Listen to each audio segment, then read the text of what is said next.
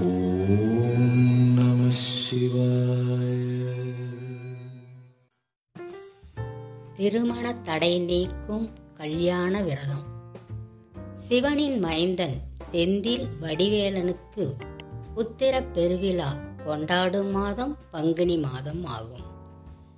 எத்தனை உத்திர நட்சத்திரங்கள் வந்தாலும் பங்குனி மாதத்தில் வரும்பொழுது அது பங்குனி உத்திரம் என்று மாதத்தின் சிறப்போடு அழைக்கப்படுகிறது.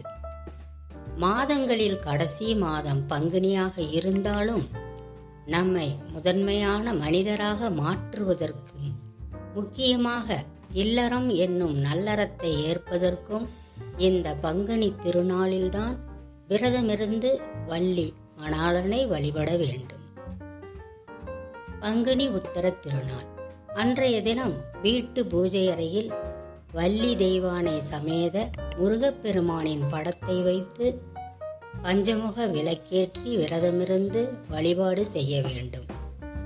முருகனே செந்தில் முதல்வனே, மாயோன் மருகனே, ஈசன் மகனே, ஒரு கை முகன் தம்பியே, நின்னுடைய தண்டைக்கால் எப்பொழுதும் நம்பியே கைத்தொழுதே நான் என்று முன்னோர்கள் பாடியதைப் போல் நாமும் நம்பிக்கையோடு பாடி வழிபட்டால் நல்ல பலன் கிடைக்கும்.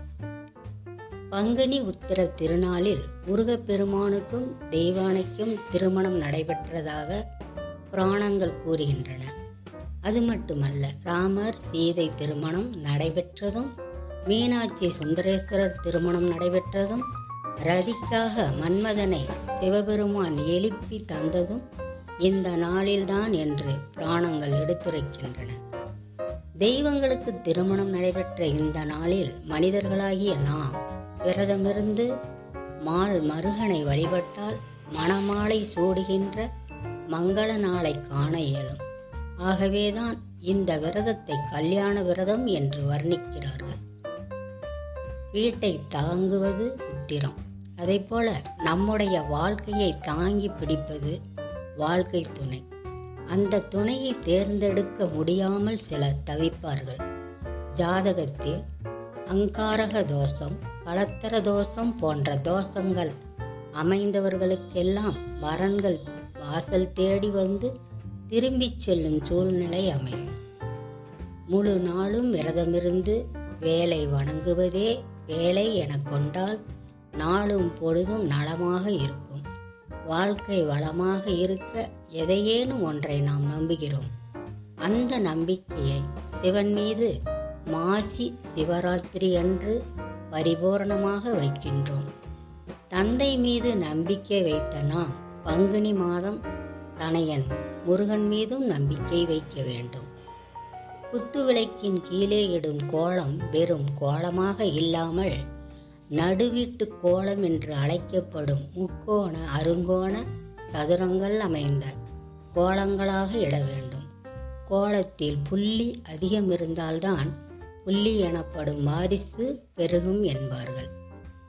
வழிபாட்டின் பொழுது மாங்கனி வைத்தும் வழிபடலாம். இல்லையே தேன் கதலியோடு தேனும் தினைமாவும் நைவேத்தியமாக படைத்து பூஜைக்கு பின் அதை சாப்பிடலாம்.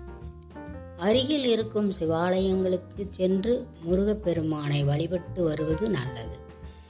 அன்றைய தினம் சண்முகருக்கு சர்க்கரை அபிஷேகம் செய்தால் அவன் அக்கறையோடு நமக்கு அருள் தருவான். பஞ்சாமிர்தத்தால் அந்த பாலகனுக்கு அபிஷேகம் செய்தால் அஞ்சாத வாழ்வை அவன் அளிப்பான். பாலாலும் பன்னீராலும் அபிஷேகம் செய்து பார்த்தால் வாழ்நாளை நீடித்து கொடுப்பான். பங்குனி உத்தரத்தன்று ஆலயங்களுக்கு அருகில் தண்ணீர் பந்தல் வைத்து பக்தர்களுக்கெல்லாம் மோர் மற்றும் வானகம் கொடுத்தால் எண்ணிய பலன் நமக்கு கைகூடும். அந்த அடிப்படையில் போற்றும் வாழ்வு அமைய நாம் பரமசிவனின் மைந்தனை மனதில் நிறுத்தி வழிபடுவோம். காவிரியின் நீர் பெருகி கடை உடைந்து வந்துவிட்டால் கடைசியிலே கொல்லும் இடம் கொள்ளிடம். கவலையென்று வந்துவிட்டால் கைக்குப்பி தொழுதவர்க்கு கவலை தீரும் கந்தன் என்று சொல்லுமுறும் சொல்லிடம். எனவே உத்திர நாளில் கந்தா கந்தா என்று கனிவோடு கூறினால் இந்தா இந்தா என்று வரங்களை நமக்கு வடிவேலன் தருவார்.